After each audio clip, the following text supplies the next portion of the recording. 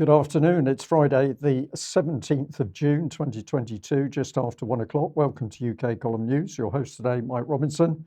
Myself, Brian Gerrish. We're delighted to be joined by Mark Anderson from the USA and our very own nursing correspondent, Debi Evans.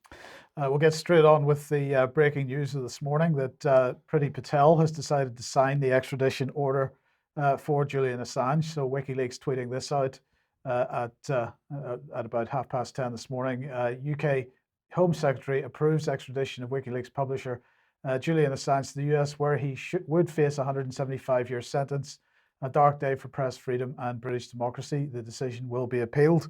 So the Home Office said that under the Extradition Act 2003, Priti Patel must sign an extradition order if there are no grounds to prohibit the order being made. Extradition requests are only sent to the Home Secretary once a judge decides it can proceed after considering various aspects of the case. And then it goes on to say, in this case, the UK courts have not found that it would be oppressive, unjust, or an abuse of process to extradite Mr. Assange, nor have they found that extradition would be incompatible with his human rights, including his right to fair trial and to freedom of expression, and that whilst in the US, he will be treated appropriately, including in relation to his health. So that's what the Home Office said. And really, what do we say? Brian, Priti Patel, well, people should be camped outside her office and at least putting pressure on to have this reversed, but they will be appealing. Yes, this is the key thing for people to do something, get those emails in, letters, attend in person, be reasonable, be polite, but the public has to show that it's not happy. What our chat box has just said is what a disgraceful woman. Yeah, absolutely. Yes. Okay, let's move on to economic matters. And on Wednesday, the Bank of England decided to increase interest rates to 1.25%. The vote was 6-3 in favour of that. In fact, there were 3 people on the committee that were hoping to raise it even further. But anyway, CPI inflation, they said, is expected to be over 9% during the next few months and to rise to slightly above 11% in October. The increase in October reflects higher projected household energy prices following a prospective additional large increase in the Ofgem price cap. Brian, the inflation has been heading north now for several months, but it's going to stop heading north at this point until October, when Ofgem decides to increase implements the price cap increase, and then it's going to jump up another 2%. And they still believe they can get it back down to 2%. They're still living in cloud cuckoo land. They went on to say this: UK GDP was weaker than expected in April, partly reflecting a further decline in test and trace activity. I'm looking puzzled. Yes. Well, basically what that means is that the government was spending so much money on test and trace over the last 2 years that actually had a significant effect on GDP. And now that they have finally finished the free testing and tracing of people, that has now been knocked off. So the Bank of England said that would have been about 0.5% in April, the effect of that alone. So that gives an idea of how much money the government has been spending on that. They then went on to say bank staff now expect GDP to fall by 0.3% in the second quarter as a whole, weaker than anticipated at the time of the May report. I think everybody is pretty well aware of that. But then if we look at what's going on in the United States, well, this was the 15th of June, Federal Reserve issues FOMC statement. And they were saying that, well, what were they saying? Overall economic activity appears to have picked up. Oh, that's good news. That was the 15th of June. Economic activity has picked up. Also on the 15th of June, the Federal Reserve Bank of Atlanta said that, well, actually, no, it's not picking up at all because GDP will rise by 0.0%. So that's good. They're a bit confused there, clearly. But don't worry, coming back to the, oh, by the way, nothing in any of these reports about money printing or anything like that. It's all Russia and Ukraine and so on that's causing all this. So that's moving back to the Bank of England, because money printing, not a problem. So we're going to print more money by adopting CDBCs. We've been talking about this for quite a long time. And Andrew Hauser, the executive director for markets, was in the United States over the last week or so, talking about implementing central bank digital currencies. These would have an impact on the bank's balance sheet. Quantitative easing has an impact on the bank's balance sheet as well. But anyway, so would CBDCs. The tech is new, he said, but issuing money is one of our oldest functions. So that should make us all feel safe and secure in this inflationary time. But if sadly, if anybody thought that Bitcoin was going to be a store of value, they have been getting a bit of a shock over the last couple of months, and particularly over this week. So Bitcoin falls to fresh 18-month low as crypto meltdown deepens. That's one. I think that's NBC. But if we look at Wall Street on Parade, their language a bit stronger. Crypto carnage hits every asset class tied to crypto. So CDBCs, well, maybe that's the place to be then if Bitcoin, I'm being sarcastic, of course. Well, I'm looking at it and thinking, well, I'm not surprised, Mike, because I don't think that Bitcoin was going to be allowed to survive. So, but maybe that's not correct. But that was my gut instinct. How could this one currency be allowed to keep moving on? I think it's been attacked, actually. That's a much longer conversation. But let's move on to housing in the UK. And well, good news for renters. At least that's how it's being presented.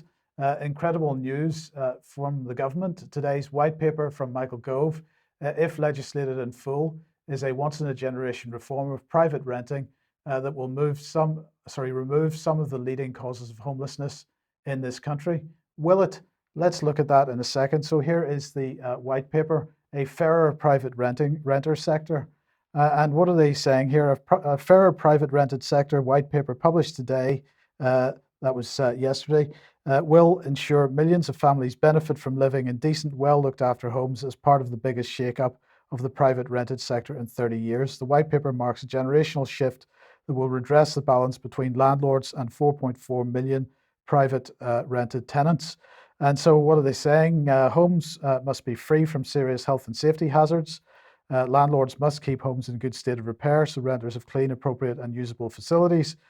So-called no-fault Section 21 evictions that allow landlords to terminate tenancies without giving any reason will be outlawed. That it will end any use of arbitrary rent review clauses. They will make it easier for tenants to have pets in their homes. And then they're going to double the notice periods for rent increases and give tenants stronger powers to challenge them if unjustified, if they are deemed to be unjustified. And they're going to make it illegal for landlords or agents to have blanket bans on renting to families with children. So they're also going to make it illegal for fixed term tenancies. So tenancies will be open to run for in perpetuity as such. But what is the effect of this? And is this really going to help in terms of homelessness with with tenants? And the answer to that is a firm no. So let me just put this on screen. This is Property Industry Eye, and this is Phil Spencer, famous from various television programs, saying mass exodus of private landlords is a catastrophe for the country. Now, I can tell you, Brian, that I now know a significant number of people, I mean, 10 or 15 households that we know, that my family knows personally, that are now in the situation where the landlords are selling up and they're being evicted. And this city in particular has a massive shortage of rental property because it's a university town and much of the buildings are used for student lets and so on. So there's nothing for families. So this puts families in a very, very difficult position. They're being evicted and the houses are being sold. So why are they being sold? One of the reasons is, of course, they're concerned that if they've got a buy-to-let mortgage, that the mortgage rates are going to go up significantly in the next several months. And rents, of course, aren't going to go up in proportion. And they're going to end up with having a bigger outlay in terms of their mortgage repayments than they have in rents. But the other reason is this legislation. And in fact, just before we were coming on air this afternoon, there were headlines starting to appear in the mainstream press of, that Phil Spencer article was written a few days ago, but there are more headlines saying, mass exodus from the landlord market. And this is going to have a massive effect. And in fact, The Guardian from a few days ago, UK renters, how have soaring prices and lack of supply affected you? So this is not just a Plymouth problem, this is countrywide. And this is going to be a massive problem for people who are not going to be able to find accommodation. Yeah, and of course the soaring prices bit there is a key one as well, because the prices are just going up and up. Wonder whether we could ask Mark Anderson to comment. Mark, I've always been stunned by the amount of homelessness in America, where you see supposedly very rich cities like Los Angeles with hundreds of people simply sleeping in tents on the streets. Seems wrong. Yeah, one of the things I understand is happening is that probably private equity firms, other financial behemoths are buying up rental homes. And so you'll have one large entity owning large tracts of rental homes. And so private landlords like myself, I happen to be one. I own a home that I rent in Niles, Michigan. Private landlords are sort of going the way of the Edsel.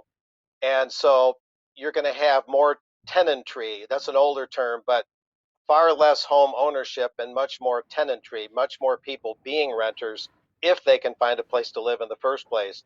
So people are being dispossessed of the idea of owning a home. The very concept of home ownership is on the ropes. And now with these rate hikes by the Bank of England, the Federal Reserve, I'm sure the Bank of Canada, it's going to be that much harder, especially for those on variable rate mortgages. And what does that do? There's two kinds of inflation, right? There's cost push inflation, which is increased costs that are pushed on retailers, producers, wholesalers, and those costs are pushed on to the final consumer. That consumer can be somebody buying a loaf of bread, that consumer can be someone renting a home. And then there's printing more money than there is productivity, where the money supply exceeds productivity. If you have them roughly on par, things work out okay. But of course, in a debt based money system, every dollar or pound is born as debt. And so it becomes a very vicious cycle. So it's a real kind of cannibalizing of the populace.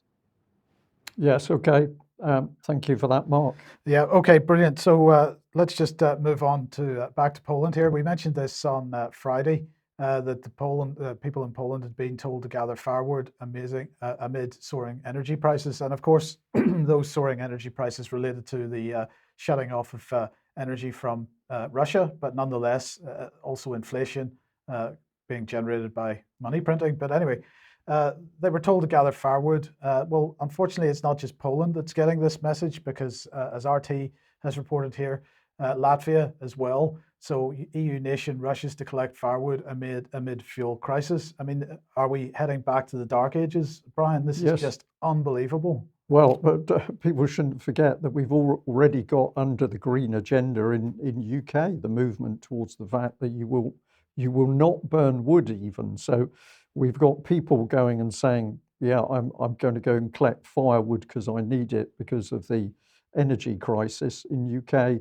you're probably not ultimately going to be collecting firewood, because the government's not going to permit it to be burnt unless it's dry and specially stored.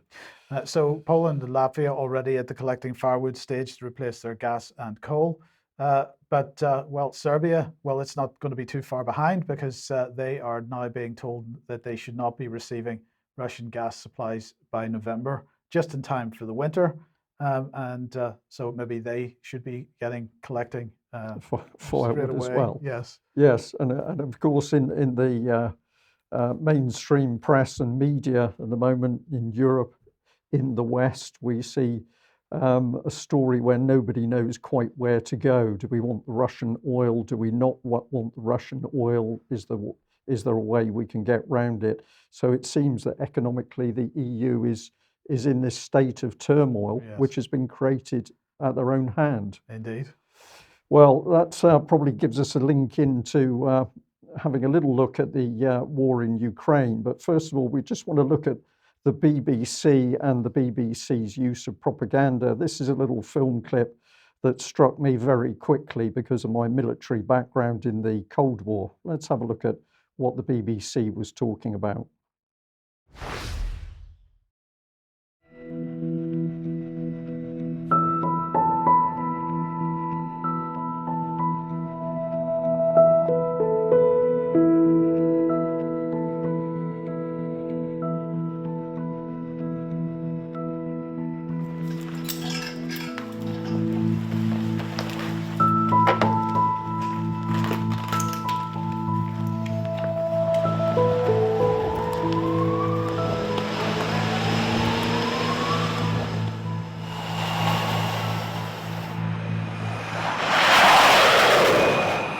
exercise suddenly became real.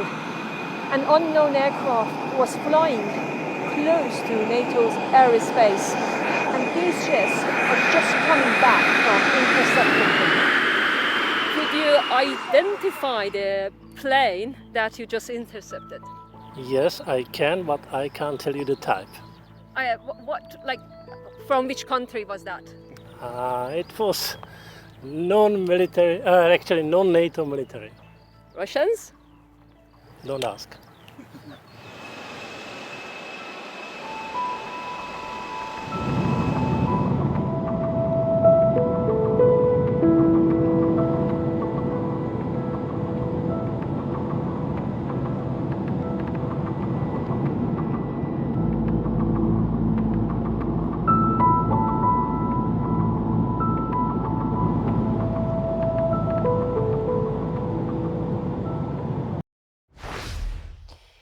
So we were smiling in the studio as that BBC clip was being played because the thing is simply so ridiculous. We've got the spooky music in the background. There's talk about everything being tense in the video. They're talking about it becoming, this is suddenly something that has arisen, to which I can say with great confidence, no, it hasn't. This has been going on during the Cold War and since the Cold War.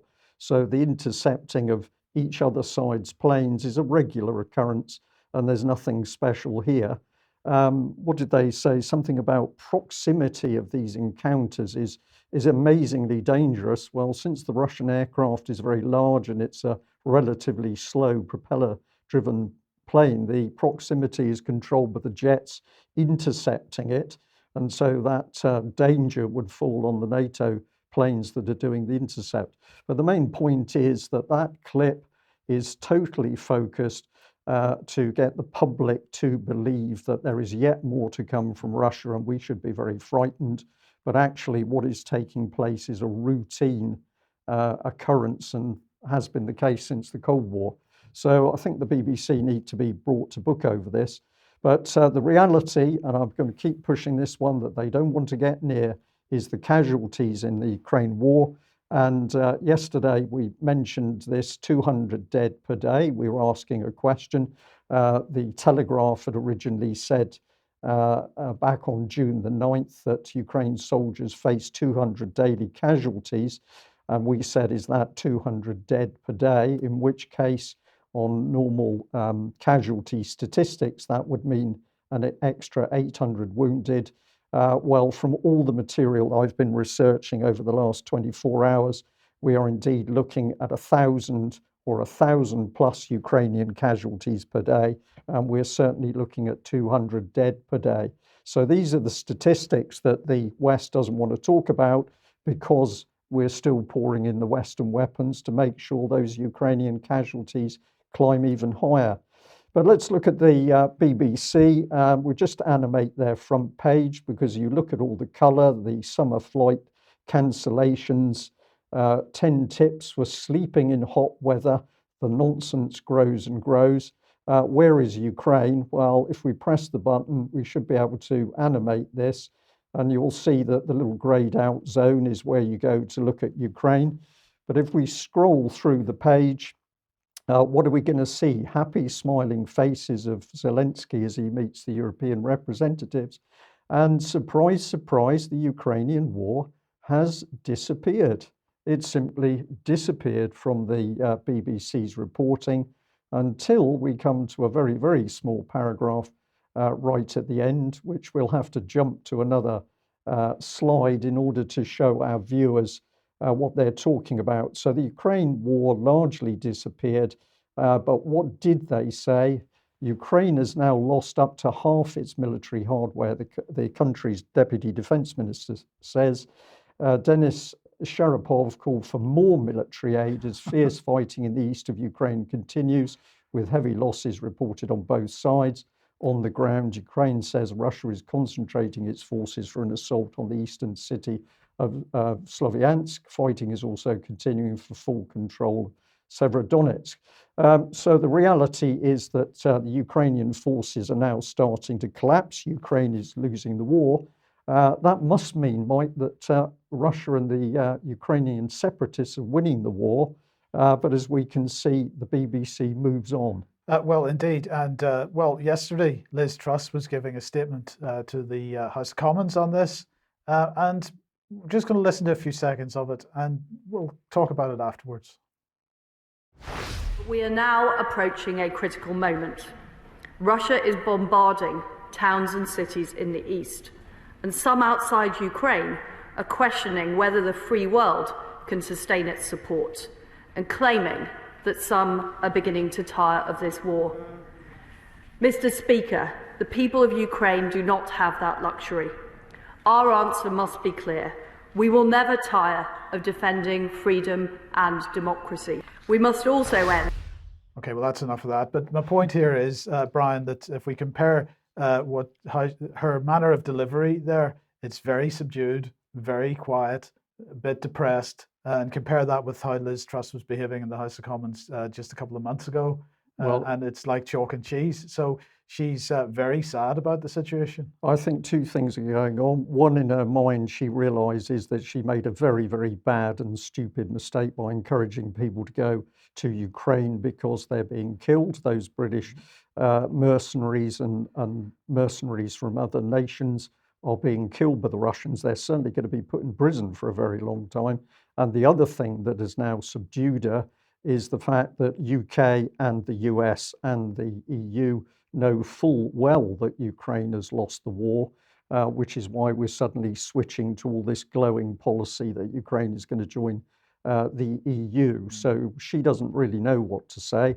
But the BBC carries on because today they're boasting that their experienced journalist, Steve Rosenberg, has been interviewing Lavrov. You can tune into the BBC if you must and have a look at that. Lavrov, as always, was very pragmatic. He admitted that Russia was not perfect, which is a very reasonable thing to say. The West is not perfect. But of course, I found the interview the usual arrogance from Mr. Rosenberg. But one question that he got onto was effectively, well, how can Russia be fighting Nazis? What do you mean by this? And of course, Rosenberg himself seems to have forgotten that if you just go back in time, here we are, December 2014, here's the BBC admitting that Ukraine is underplaying the role of the far right in the country. But Rosenberg is apparently ignorant and unaware of the BBC's own reporting. We can go here, and this is interesting, the 3rd of December 2013, we can see BBC interest in how social media is shaping Ukraine's protest movement. So BBC is starting to declare its hand in this terrible pie of ramping up the unhappiness and rebellion in Ukraine. This one was particularly interesting by the BBC, May 2014, because Russian journalists here, being held in a particularly brutal way, doubled over with a knee in their back, were being arrested simply for trying to report what was actually going on in the breakaway states. We'd like to remind our audience that, of course, it's the BBC so-called charity, BBC Media Action, that's been at work building the present Ukrainian media, the state media Sapilny. But I found this and I was fascinated. This is BBC Media Action, Capacity Strengthening Evaluation for Ukraine. It was dated the 10th of June 2021, but they were advertising in a very strange publication in Turkey for somebody to do this work. So here's BBC Media Action. We can now see very clearly they've been at work in the background manipulating Ukrainian society, and they've admitted at their own hand that they have set up the present Ukrainian media system, which is pouring out propaganda. So this is the job. The BBC has been supporting its partner broadcaster in Ukraine in its, quote, reform process. Well, that's not true, because effectively the BBC has taken it over, providing mentorship and support for the management to implement change, redesign. But when you get into the meat of it, you should pay attention to this sort of language. The new concept means new workflows based on news gathering input output system with a story-centric approach. Nothing about facts and the truth there, Mike. They just want to get a good story out. And down the bottom, BBC Media Action now wishes to commission a detailed independent evaluation of its mentorship, support and capacity strengthening activities in relation to this area of work. Who could believe that the BBC is capable of going in and improving a country? This is simply not credible, not in my eyes at least. And here's a bit more detail of how to apply. So people might like to go and check this out, but essentially it was BBC Media Action that created and groomed the very Ukrainian state media, which is now pouring out the propaganda. And if we want to see how bad things have really got in the West, I would say brace yourselves, because Admiral Radican has come out with this extraordinary statement. Russia has strategically lost the war in Ukraine.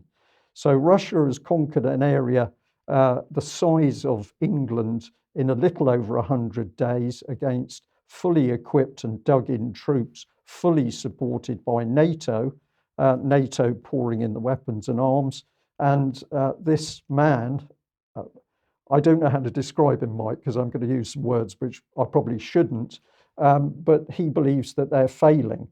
I'm going to say he's away with the fairies and his coloured crayons, and that's a reference to he's rather in love with maps where they've got lots of coloured lines over them. So this man is not credible, and he reflects the state of the UK military at the moment, where senior officers are admitting they have no idea what's happening in Ukraine, and they're making inquiries of people in other areas in order to find out what the military situation is. Yes, so we should make the point he is Chief of the Defence Staff and therefore absolutely head of all of Britain's armed forces. Thank you, Mike. Yes, that's a very good point. Okay, where does that take us? Yes, okay, back to the Rwanda situation that we were talking about on Wednesday. The Daily Mail, we were drawing a connection between the Rwanda thing and the British Bill of Rights. So let's just talk about this for a second, because the Mail has decided to wade in on this argument with a Daily Mail comment, an overmighty European court, and the question, who really runs Britain? And there's a hint here in this that this is somehow related to the European Union and some kind of EU control of Britain and so on. But they're saying that the farcical halting of the first Rwanda asylum seekers' flight after a last-ditch intervention by the European Court of Human Rights is an indisputable blow for the government. The self-righteous liberal elite, who had shrilly denounced the plan as immoral and inhumane, did not simply celebrate the controversial ruling, they gleefully rubbed Tory noses in it. And as I say, we were sort of on Wednesday drawing a connection to the Modern Bill of Rights, this legislation which is going to come very, very soon. If you remember, there was a consultation about it in March this year. So the question is, what is the implication for the UK? There's clearly some narrative being built that the European Convention on Human Rights is bad for Britain and we can't be part of it anymore, although the government at this point has said that the Modern Bill of Rights will still operate in parallel with it. Well, let's bring this on and just remind everybody that this idea to bring a Bill of Rights in has been running since 2010, since the coalition government of David Cameron and Nick Clegg. Nick Clegg was, as Deputy Prime Minister, was put in charge of constitutional reform, and this was part and parcel of it. One of the things Cleggy said was, one of the things that has gone wrong is that people simply aren't aware of the rights which every single citizen in the United Kingdom enjoys under the legislation in force. We get a clue there as to how these people think when ordinary people are enjoying the human rights that the likes of Nick Clegg provide for us, and we should be very grateful to him, no doubt, and all politicians for that. But look, I just want to reinforce this point, because this is a law society and their comments on the new Bill of Rights. So Human Rights Act reform, a modern Bill of Rights consultation, the Law Society's response. And some of the things that they're saying here are absolutely key. First of all, they're saying that the new Bill of Rights will damage the rule of law. A significant number of proposals either reduce government accountability or shield public bodies from it. This undermines a crucial element of the rule of law, preventing people from challenging unlawful uses of power and undermining good governance. It's going to prevent access to justice, they say. Reducing government accountability undermines the ability to access justice. Several proposals would make it harder to bring human rights claims or reduce the availability of effective remedies. And the most worrying aspect of this, it's going to remove or reduce rights. It's alarming that proposals include the removal of rights on a blanket basis from certain categories of individuals. Other proposals reduce protections or lead to an overall lowering of human rights standards. So look, I'm going to call out the Daily Mail once again, because they're not considering this. They're simply pushing the government narrative. And the government narrative is that the European Court of Human Rights is an interfering body that despite the fact that it's got Brits on the court, that's neither here nor there. It's an interfering body. It interferes in the UK government's right to oppress its own people to its heart's content, and really it has to be gotten rid of. And we need a new Bill of Rights in this country so that we can have our rights removed. And if this has been my argument about the whole human rights thing from the beginning of the column anyway, Brian, that of course you're reliant on something being given to you by a politician, and what gives them the right to decide what your rights are? Well, this is the question: who is really running the country? The answer to that is in reality an unelected cabal of people. But I think that we're going to have a lot more discussions on this, because we've got a possible succession coming up. So the whole constitution of the country is going to come into turmoil, and I think this is a devious hand in the background to actually lock us into something which is even less than democracy than we've got now. That's my view on it. The other comment I'd make is I think hypocrisy by the Daily Mail and the Telegraph as well, if I go back a few years, maybe 10 plus, but of course they were getting very hot under the collar that a lot of the European judges had come from a communist background and were clearly still communists, but they never followed up on it. It was a splash article and then it was simply lost and forgotten. Yes, well, one of the rights that is being removed for certain is the right of privacy on the internet. Well, there's discussion to be had of this, but I'm talking with respect to government in particular. So this is Civil Service World, and their headline is Wall of Silence surrounds plan for a nationwide collection of citizens' internet records. Now, what they're saying here is the government has been running a pilot with 2 of the major internet service providers in the country to collect the data on all the websites that people are browsing on their day-to-day use of the internet. But they're going to roll this out nationwide across all internet service providers. So they're saying the rollout of the nationwide platform follows trials that came to light last year. There's been no announcement from the government or other public authority of the decision to expand these explorations in a full national program. One which could allow law enforcement agencies to access information on all websites visited by any individual in the UK.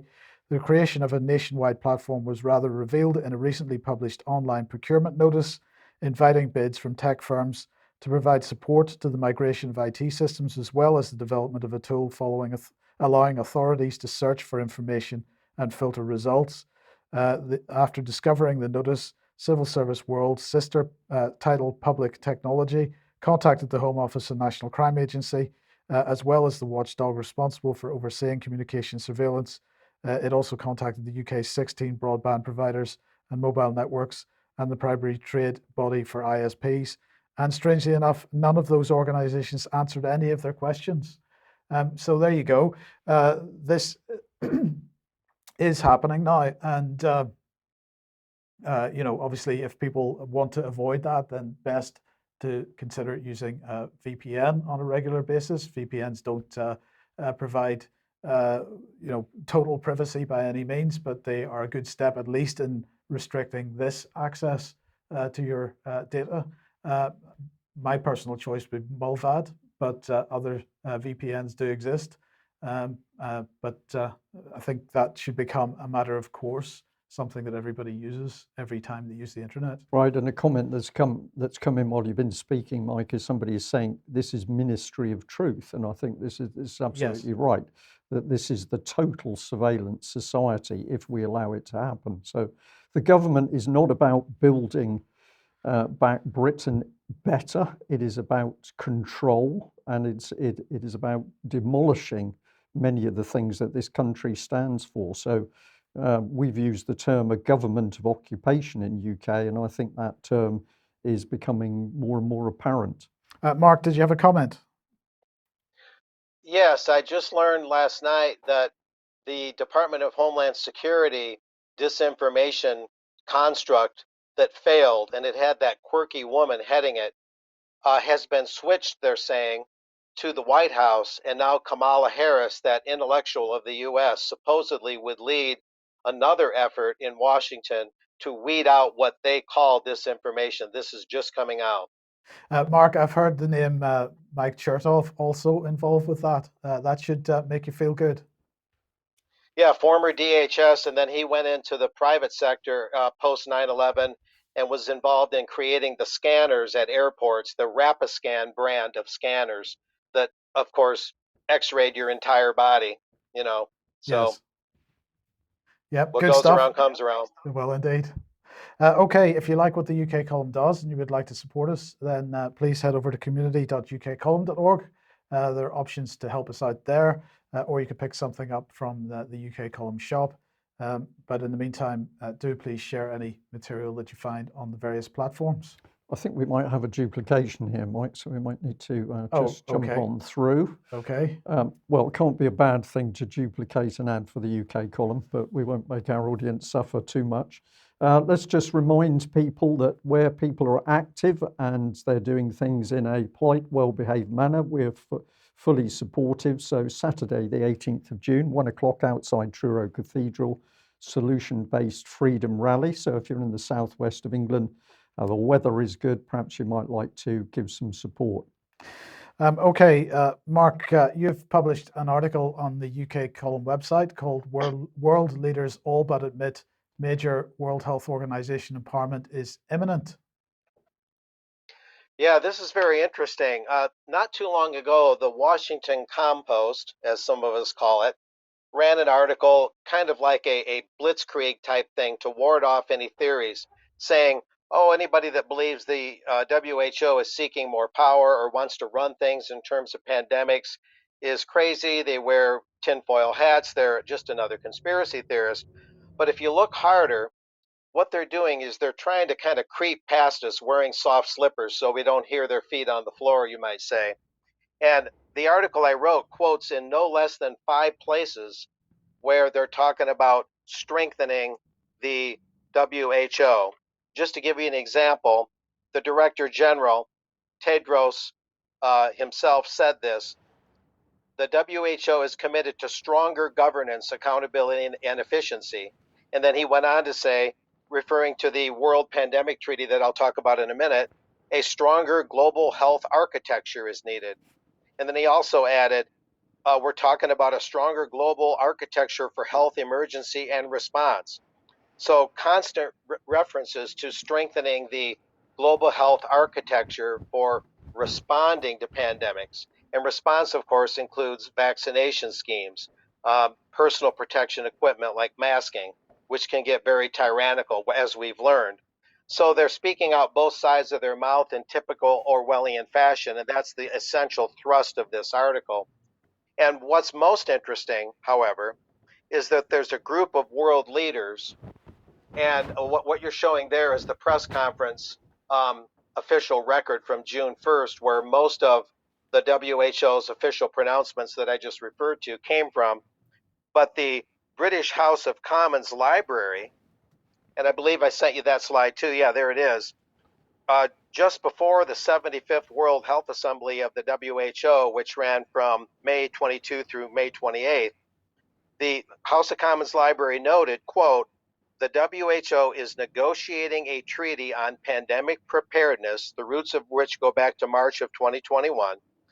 The briefing document for members of parliament goes on to explain that March last year was when a group of world leaders led by Prime Minister Boris Johnson announced an initiative for a new treaty on pandemic preparedness and response. From there, the initiative was taken to the WHO and will be negotiated, drafted, and debated by a newly established intergovernmental negotiation body.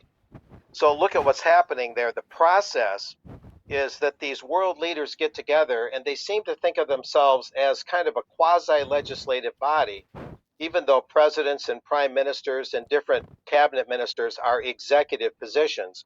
But when they meet in these internationalist confabs, they see themselves as quasi-legislative, and then they're sending it directly to the WHO, and then from there to the new intergovernmental negotiation body that no one knows anything about, who will do the debating, evidently not Parliament, evidently not the US Congress. So the procedure is very opaque. Constant references, as I say, 5 references in this alone to stronger governance on the part of the WHO, especially with pandemic responses, and a world pandemic treaty being formed and molded in the way I just described. So as you can see, this is a rather unsettling development. And then there's a cities aspect to this as well.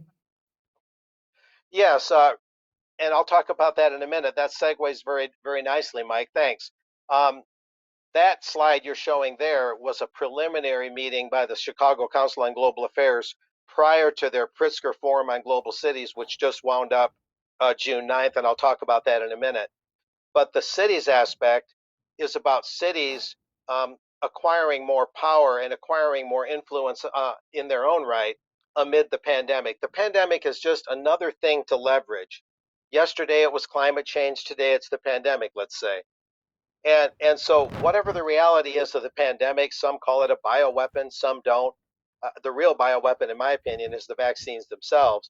But this was a meeting where Helen Clark took place, the former New Zealand Prime Minister. She took part in it, rather. And they talked about future pandemics, and they talked about it, and I may have mentioned this prior briefly on the UK column. They talked about future pandemics like they are a virtual certainty, if not a total certainty. In other words, just get used to this. Things are in a lull right now. We're in the eye of the storm. There's going to be more. We need a world pandemic treaty. And I showed how the governance here is stacking up so far. And I might add, too, that those world leaders that are making these recommendations to the WHO includes the Ukrainian President Zelensky, as well as Mark Rutte, a common Bilderberg attendee, the PM of the Netherlands, and several others. The list is in the story for listeners and viewers to check out. But yeah, the cities are involved. There's a lot of leveraging going on, but it all points to the WHO's major empowerment. Okay, and so let's move on then to the event you're talking about, the Pritzker Forum on Global Cities. Yeah, Peter Spiegel, that epitome of journalistic integrity. He's the Financial Times, some call it the Bilderberg Times, U.S. managing editor, and the words that he said, his comments, I think most succinctly show what this is about. And what he said is, in essence, is since 2015, he had assumed that the work of the Forum on Global Cities was all about making cities more livable, putting public transportation and infrastructure on the global agenda, all fairly, seemingly mundane items, highlighting international policy disputes over free trade, over immigration, over multiculturalism, and et cetera, et cetera. But much of that, he said, has been pushed to the back burner due to the pandemic, which called into question the very survival of our cities, he said. And that's due to population density, physical commingling in cities. And then protests erupted, calling into question the police department and judicial policies and the systems in the U.S. over George Floyd's apparent murder, that event in Minnesota some years ago. And just as the pandemic created frontline medical heroes amid these massive vaccine programs, and just as George Floyd's killing forced us to find police chiefs and mayors who are willing to carry out major reforms, Ergo, the Ukrainian conflict, not just the pandemic, but the Ukrainian conflict has brought forth local and regional officials who've emerged as leaders of their nation and leaders of the world. He's talking about mayors being leaders of their nations and leaders of the world. More of the global cities philosophy that I've talked about, guys, where they're trying to kind of flip things and give cities extraordinary powers that are really not found in constitutions, and have them be involved in diplomacy, have them be involved in things that are usually the domain of the nation state, and so on and so forth. So then he talked about Peter Spiegel, mayors like Rudy Giuliani, who emerged as a hero amid 9/11 because he was mayor of 9/11 at the time. And he referred to mayors during the Cold War years that emerged as heroes as the old Soviet Union fell apart. And he used those kind of comparisons and analogies. But what it really brought forth is that they're trying to leverage the Ukrainian conflict to give the global cities movement even more impetus and even more advancement. And I would just note that it sounds to me just like what I heard you guys say earlier, that the whole Ukrainian conflict and the BBC media action, in my estimation, and this is just a preliminary opinion, it seems to be a gambit just to get the Ukraine into the EU. And Russia is evidently, there's one perspective that they're resisting that, and they're trying to help some of the partisans in their favor in the eastern part of Ukraine. So the media action, all of these activities, and the involvement of Ukrainian mayors and whatnot, some of whom appeared at the Chicago Council Global Cities Forum, it seems like that the dialectic is to get the Ukraine into the EU, into the Western fold for good. Yeah. Mark, thank you very much for that. I picked up on a lot of the things you said when you were talking about global health architecture. Into my head came global health security, because that's another phrase that's being used a lot. And that really takes us on to the fact that, yes, we should be deeply concerned that there seems to be this power grab of the World Health Organization. And if you're going to grab power, you're going to need to control minds and media. And you've given us a really nice link through to bringing Debi Evans on. But before we do, let's just remind our audience that yesterday we put out this ad because Debi was telling us that she'd been doing some exclusive research and had discovered something which she found really incredible. So we're going to share that with our audience today. Debi, let's just bring you on. Thank you very much for joining us, and we'll get digging into your discovery. Good afternoon. Yes, and I mean, this is a huge subject, so we're not going to be able to cover it all by any stretch today on the news. But I thought it was just something that people need to look at and question, because we are questioning everything. And why should we worry about what I've seen? And I think you're going to show everybody now, Brian, what we've been a little bit concerned about with the Indeed, United Nations, no less. yes, the United Nations. And what's the subject? Well, let's bring it up on screen. It's psychic numbing. When I first heard this expression, it didn't fill me with a happy feeling. There was something particularly unpleasant about it, I thought at least. We've put in the little headline there, should we worry about it? Well, we don't like people worrying, we like people taking action, but if you're going to take action, you need to know what you're up against. Now, we've got 3 video clips here of a lady in the UN speaking.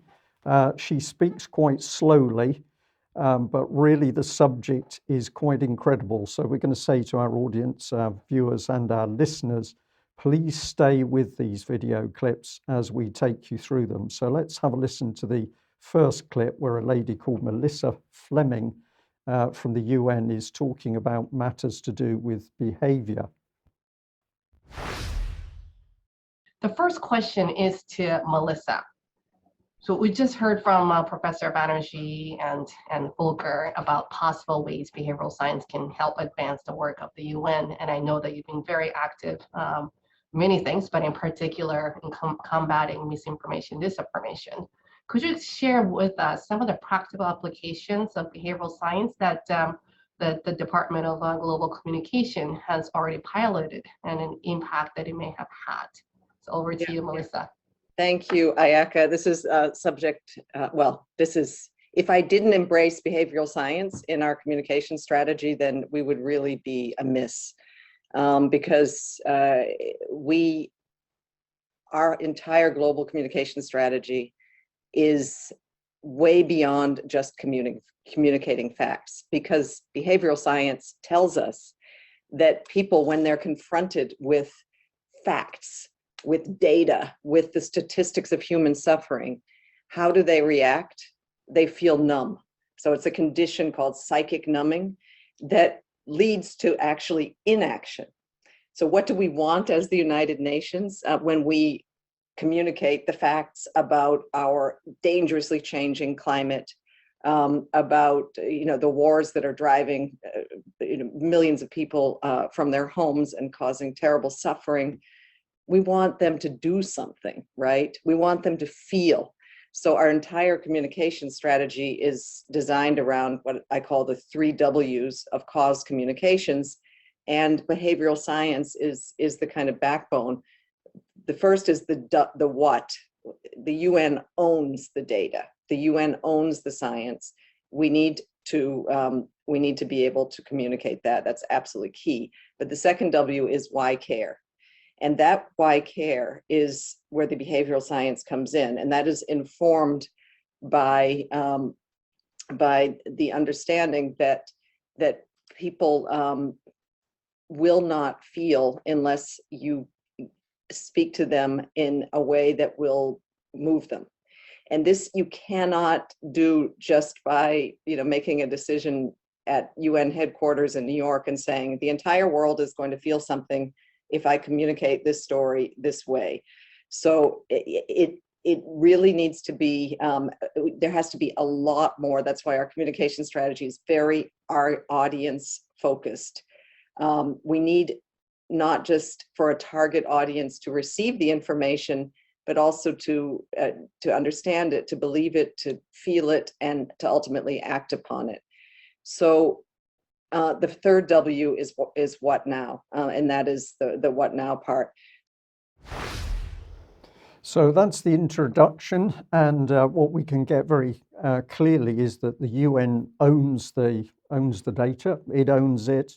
The world is the target audience, and the UN is going to change the way people think, and they're going to change the way they behave.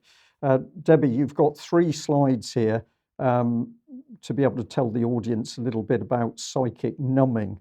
I can guess that many. If I just finish this, Sorry, I can guess that many people may think they know where this series of clips is going to go, but I think they're in for a surprise when we get to the real hit. But first of all, just tell us quickly what psychic numbing is. Well, this lady, Melissa Fleming, is the United Nations Undersecretary for Global Communications, but she's not a behavioral scientist. She's not a doctor. She's a journalist. And she used to be head of media for the International Atomic Energy Agency. So this is somebody that isn't a behavioral scientist. And what she's saying is we must protect the public from getting upset, from seeing all of this going on around. And so what she's trying to say is psychic numbing is being used to help us. However, I have to question intentionality. And what she goes on to say will actually drive the debate further, because if she's not a behavioral scientist and she's being told things to say, then we have to question whether she understands the intention of the methods that they seem to be using, like psychic numbing. Because when you speak to psychologists, they go, well, yes, that would be actually a good thing to do to actually protect the general public against getting very distressed over a mass situation or a mass panic. But actually, as we go further on, and as you quite rightly said, bear with us for the 3 video clips, because as we go further on, it looks to be not quite what they seem to be suggesting it is. Right. So if I just read a bit of the slide, Under psychic numbing here, it's got is a psychological phenomenon that causes us to feel indifferent to the suffering of large numbers of people. The quote attributed to Joseph Stalin, "One death is a tragedy, a million deaths is a statistic," is an illustration of psychic numbing. And then this from the arithmetic of compassion.org. It's got some very good information here.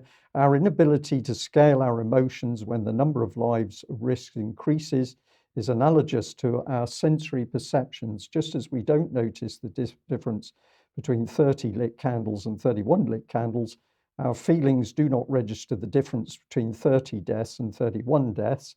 And we've got some graphs here which probably show it a bit more. How should we value human lives?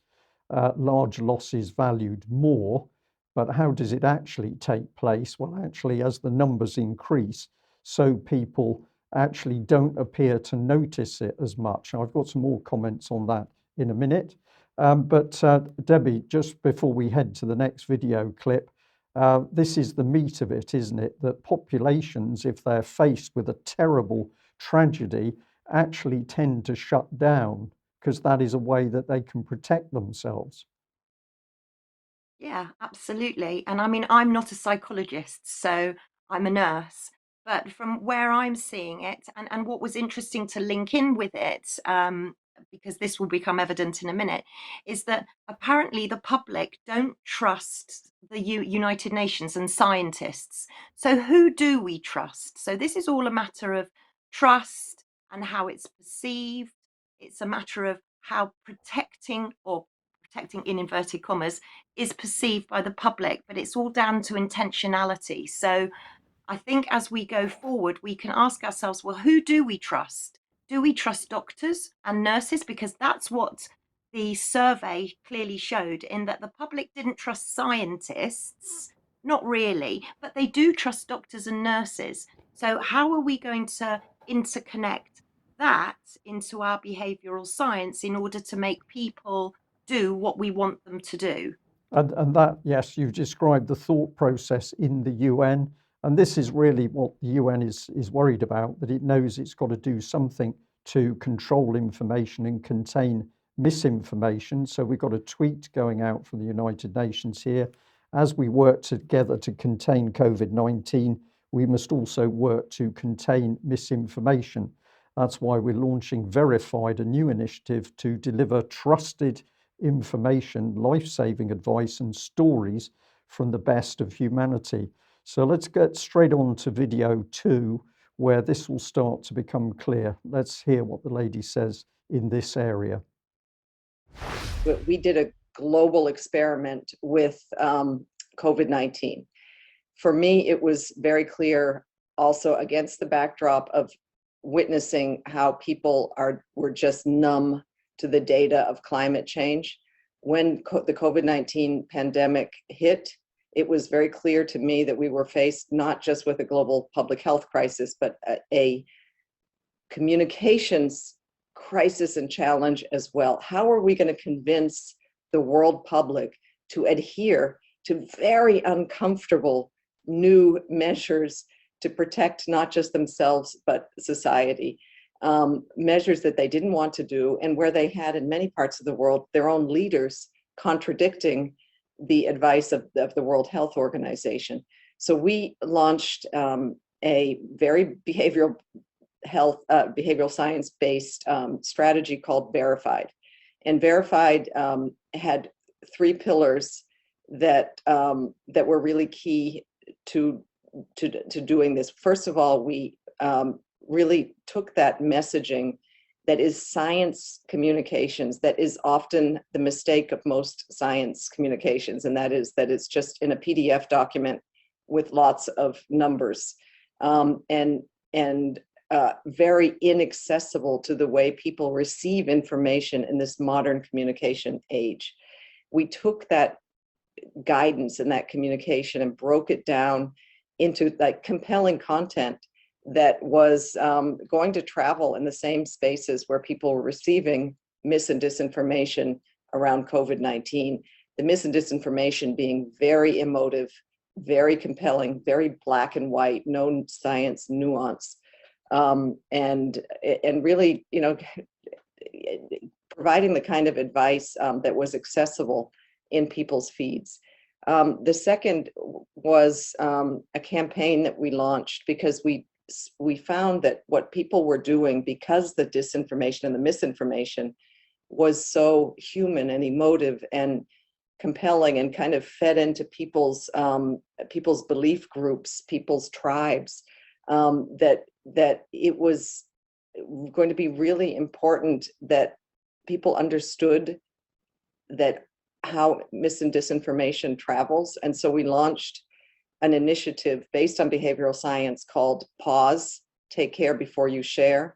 And this Pledge to Pause campaign basically encourages the public to halt for a moment before you share content online, to look at what you're seeing and really study it and say, what is the source of this, and become your kind of own investigator before sharing shocking and emotive material. So Debbie, this lady just saying casually that the UN was carrying out an experiment to affect the way people thought and behaved. We took compelling content and then they came up with pause. So you've got a mechanism to really try to stop you sharing information. Let's just bring a couple of slides on screen and then I'll hand back to you. So this is that's why we're launching Verified, a new initiative to deliver trusted information, life-saving advice. So they were pushing this pretty hard. Here's more about the initiative itself: fighting misinformation where it happens, striking first and often. Misinformation, the accidental spread of inaccurate information, makes it harder for people to find accurate information online. It can also cause fear, panic and hate. But wasn't that what the Spy B team was doing in the UK, was creating fear and panic? Here, before you share, think who made it, what is the source, where did it come from, why are you sharing this? And what she talks about at one point is how this was automated, but you can freeze these screens and have a look. And this one really tells you how pernicious the initiative was. Verified initiative aims to flood the digital space with facts amid COVID-19 crisis. Debbie, it all comes back to whose facts they are and are they truthful facts? Because facts can be spread in a way that, of course, are totally misleading. Yeah, absolutely. And of course, it's down to language as well. And I mean, they are rolling out, the United Nations are rolling out training initiatives. And this is where, I mean, I think if Alex was with us today, maybe he would be, or if he's listening, maybe he could do an analysis on what's the difference between training and grooming.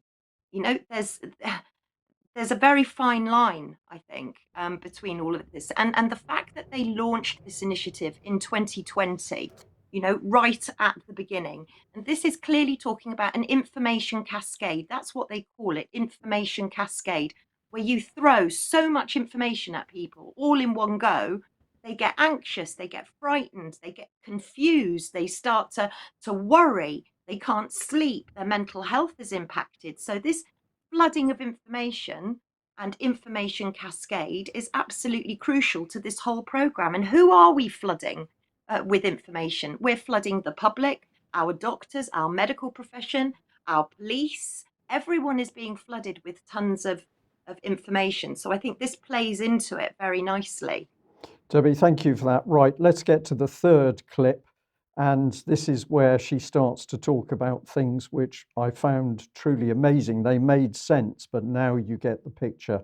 So let's listen to this last clip. And we partnered with MIT and who did a study and found that our pause content significantly reduced people's propensity to share fake headlines and was effective at introducing a behavioral nudge that reduces the sharing of information. Interestingly, Twitter, and I don't know if they were motivated by our pause campaign, but they very importantly introduced a similar mechanism. So many of you perhaps are on Twitter, and you've noticed that if you've tried to share an article that you haven't read, you'll get a little pop-up button that says, are you sure you want to share that before reading it? This goes a long way to stop the spread of the mis and disinformation that was leading people to behaviors that were extending the pandemics and killing people, quite frankly. And finally, and this is a really important learning, and also something that we're going to be expanding and continuing. We did a mass experiment with what we call trusted messengers. We knew that sometimes the UN is not necessarily the institution that people trust. And when you want people to change their behavior, it's very clear, and it's studied everywhere, who are they going to look up to? Not some big institution that they're not really so sure of, but people in their community who they trust. And so we elevated a group of around the world scientists who were working in vaccine labs and who were were quite charismatic but had very few followers, and we trained them on TikTok. And we got TikTok actually to help us to verify their accounts. And they started taking people inside their labs, explaining how vaccines worked, answering people's questions, and they went viral. They started getting asked onto national TV and became this kind of source of somebody in their neighborhood speaking their language, but with scientific authority for information. We've expanded it to 100 healthcare workers around the world, have created thousands of videos and reached, I don't know how many people. So I could go on with all of but these are the three kind of areas, and we've had enormous success with Verified. We believe we've moved the needle.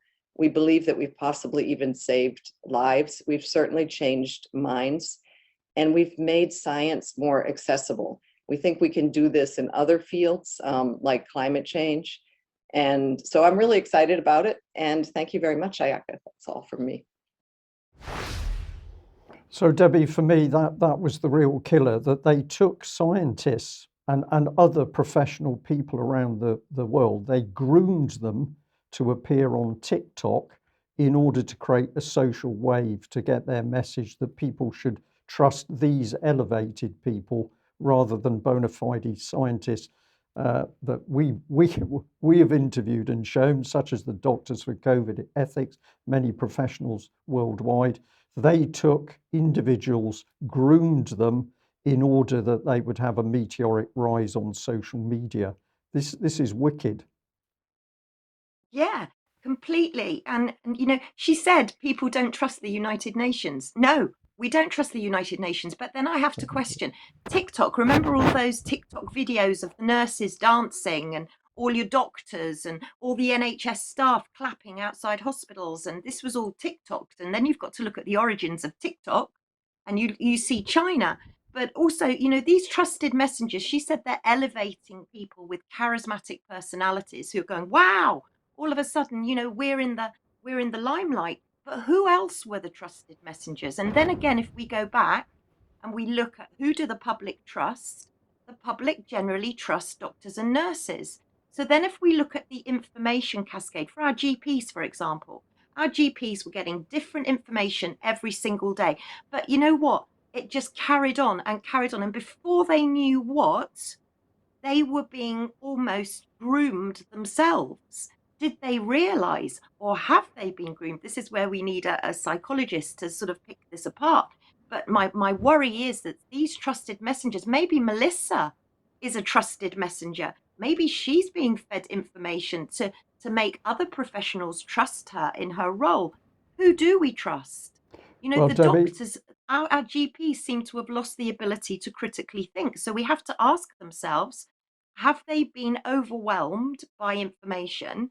And now they've been groomed into this position of becoming a trusted messenger, because we all trust our doctors, don't we? yeah, Debbie, thank you for that. Well, we're delighted to say that we've got some qualified experts in psychology who are now talking to us about this. So I think we're going to have a bigger dialogue in the coming days. But we're tight for time now, Debbie, so we're going to have to end. But I'm going to say thank you very much for sharing that research with us. I know there's a lot more to come. You've talked about doctors as a trusted messenger. Let's pop a different profession up on screen, because, of course, particularly in America, a veteran or a serving military person would be seen in a very good light by a lot of people. So we're not saying that Sergeant Joseph Quarterman is in any way bad.